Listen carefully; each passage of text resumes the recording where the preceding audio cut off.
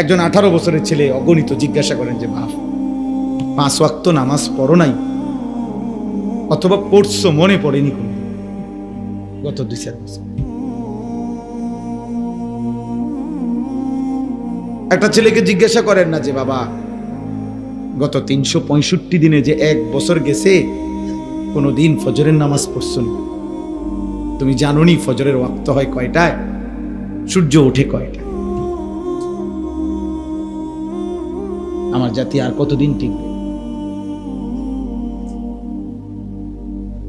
আমি এই 3-4 দিন আগেও এক মসজিদে সারা রাত জার্নি করে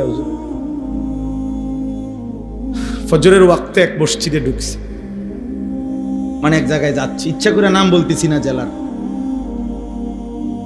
এই মনে 1 সপ্তাহ হবে না, ফজরের ওয়াক্তে দেখছি ইমাম সাহেব, বিশাল মসজিদ, খুব সুন্দর মসজিদ, অত্যাধুনিক সুন্দর ঝকঝকে টাইলস, বাথরুম, অজুখানা।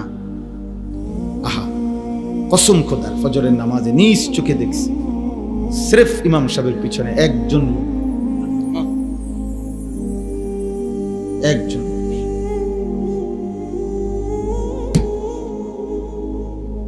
হ্যাঁ,